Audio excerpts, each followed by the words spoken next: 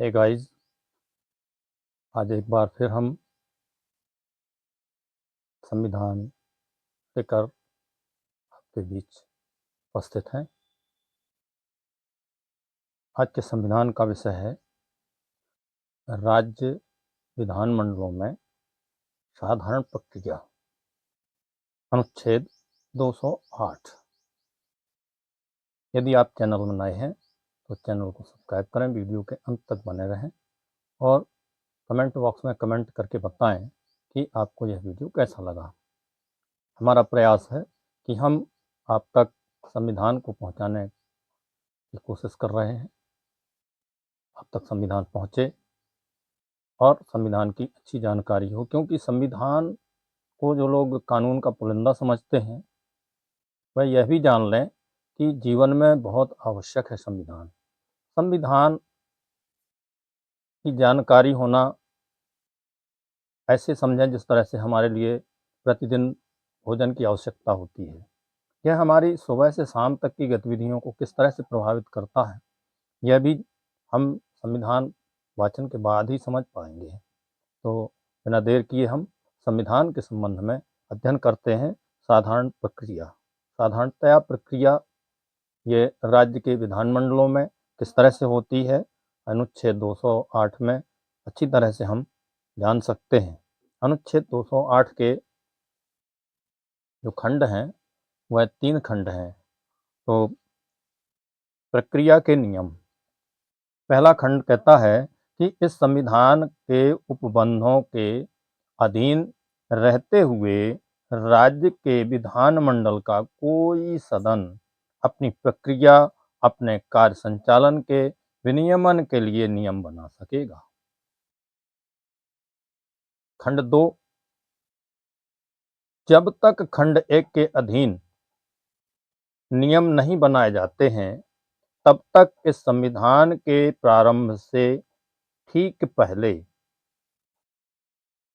तत्स्थानीय प्रांत के विधानमंडल के संबंध में जो प्रक्रिया के नियम और स्थायी आदेश प्रवृत्त ये वे ऐसे उपांतरणों और अनुकूलनों के अधीन रहते हुए उस राज्य के विधानमंडल के संबंध में प्रभावी होंगे। यथास्थिति विधानसभा का अध्यक्ष या विधान परिषद का सभापति उनमें करे। यहाँ स्पष्ट है कि जो विधानसभा के अध्यक्ष होते हैं उन्हें हम अध्यक्ष कहते हैं और विधान परिषद के जो अध्यक्ष यानी समकक्ष होते हैं उनको हम सभापति कहते हैं। खंड 3 में जो व्यवस्था है वह है राज्यपाल विधान परिषद वाले राज्य में विधानसभा के अध्यक्ष, अर्थात यह स्पष्ट हो चुका है कि विधान परिषद हर राज्य में नहीं है। जिन राज्यों में है विधान परिषद वहां पर विधान परिषद वाले राज्य में विधानसभा के अध्यक्ष और विधान परिषद के सभापति से परामर्श करने के पश्चात, अर्थात दोनों जो सदन हैं उनके मुखिया से यानी सभापति और अध्यक्ष से परामर्श विचार विमर्श करने के बाद दोनों सदनों में परस्पर संचार से संबंधित प्रक्रिया के नियम बना सकेगा। अनुच्छेद 209 राज्य के विधानमंडल में वित्तीय कार्य संबंधी प्रक्रिया का विधि द्वारा विनियमन। किसी राज्य का विधानमंडल वित्तीय कार्य को समय के भीतर पूरा करने के प्रयोजन के लिए वित्तीय विषय से संबंधित या राज्य की संचित निधि में से धन का विनियोग करने के लिए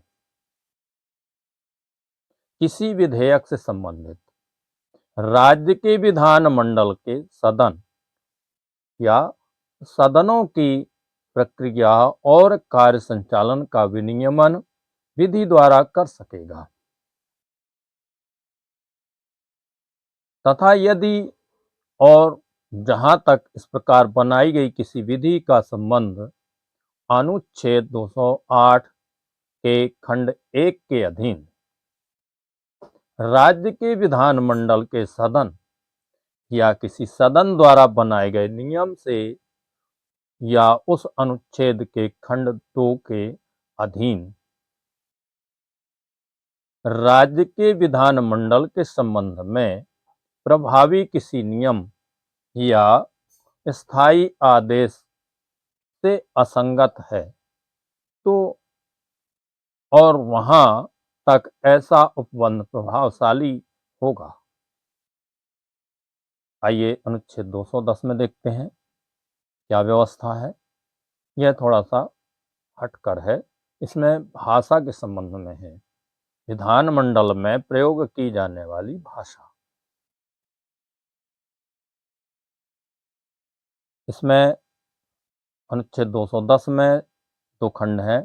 पहला खंड व्यवस्था देता है भाग 17 में किसी बात के होते हुए भी किंतु अनुच्छेद 348 के उपबंधों के अधीन रहते हुए, यानी अनुच्छेद 348 हम आगे पढ़ेंगे, ये अनुच्छेद 210 है, तो इनके अधीन रहते हुए राज्य की विधानमंडल में कार्य राज्य की राजभाषा या राजभाषाओं में या हिंदी में या अंग्रेजी में किया जाएगा, परंतु यथास्थिति विधानसभा का अध्यक्ष या विधान परिषद का सभापति अथवा उस रूप में कार्य करने वाला व्यक्ति किसी सदस्य को जो पूर्वोक्त भाषाओं में से किसी भाषा में अपनी पर्याप्त अभिव्यक्ति नहीं कर सकता है, अपनी मातृभाषा में सदन को संबोधित करने की अनुज्ञा दे सकेगा।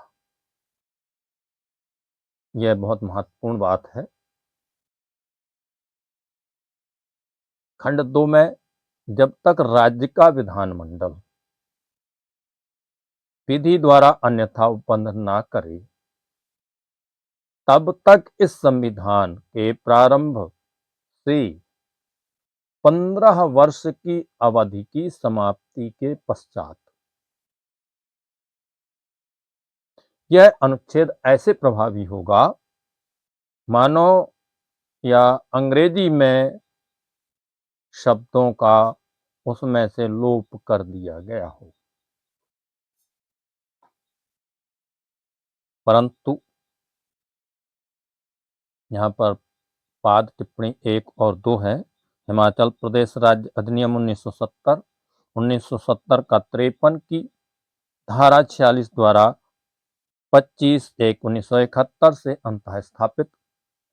यहीं पाद टिप्पणी 2 पूर्वोत्तर क्षेत्र पुनर्गठन अधिनियम 1971 का 81 की धारा 71 द्वारा 21/1/1972 से हिमाचल प्रदेश के राज्य विधानमंडल के स्थान पर प्रतिस्थापित।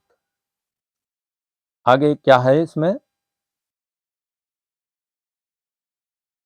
परंतु हिमाचल प्रदेश, मणिपुर, मेघालय और त्रिपुरा राज्यों के विधानमंडलों के संबंध में यह खंड इस प्रकार प्रभावी होगा मानो इसमें आने वाले 15 वर्ष शब्दों के स्थान पर 25 वर्ष रख दिए गए हों। यहाँ पाद टिप्पणी 3 भी हम पढ़ेंगे। मिजोरम राज्य अधिनियम 1986 का 34 की धारा 39 द्वारा 20/2/1987 से अंतः स्थापित है। इसमें देखते हैं परंतु यह और कि अरुणाचल प्रदेश, गोवा, मिजोरम राज्यों के विधानमंडलों के संबंध में यह खंड इस प्रकार प्रभावी होगा मानो इसमें आने वाले 15 वर्ष शब्दों के स्थान पर 40 वर्ष शब्द रख दिए गए हों।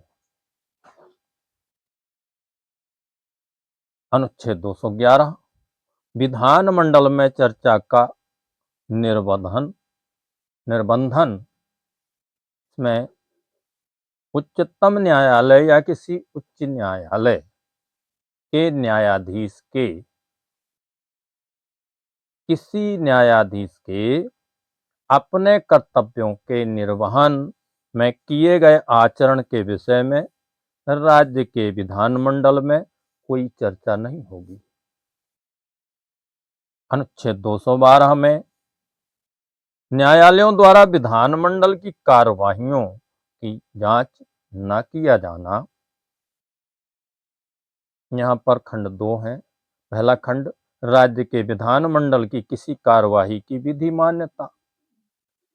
विधि मान्यता को प्रक्रिया की किसी अभिकथित अनियमितता के आधार पर प्रश्नगत नहीं किया जाएगा। खंड 2 राज्य के विधानमंडल का कोई अधिकारी या सदस्य जिसमें इस संविधान द्वारा या इसके अधीन उस विधानमंडल में प्रक्रिया का कार्य संचालन का विनियमन करने की अथवा व्यवस्था बनाए रखने की शक्तियां निहित हैं, उन शक्तियों के अपने द्वारा प्रयोग के विषय में किसी न्यायालय की अधिकारिता के अधीन नहीं होगा। तो आज का वाचन यहाँ पर रुका जाता है। आपको वीडियो कैसा लगा कमेंट बॉक्स में कमेंट करके अवश्य बताएं। आप हमारे वीडियो कहाँ से देख रहे हैं यह भी बताएं तो हमें अधिक अच्छा लगेगा और वीडियो को दूसरे लोगों तक पहुँचाने की विशेष कोशिश करें ताकि उन्हें भी इसका लाभ मिल सके। वीडियो को शेयर करें, लाइक करें। तो बहुत बहुत साधुवाद, धन्यवाद। अगले वीडियो तक के लिए विदा लेते हैं। अगला वीडियो अध्याय 4 का होगा जिसमें राज्यपाल की विधायी शक्ति के संबंध में चर्चा करेंगे।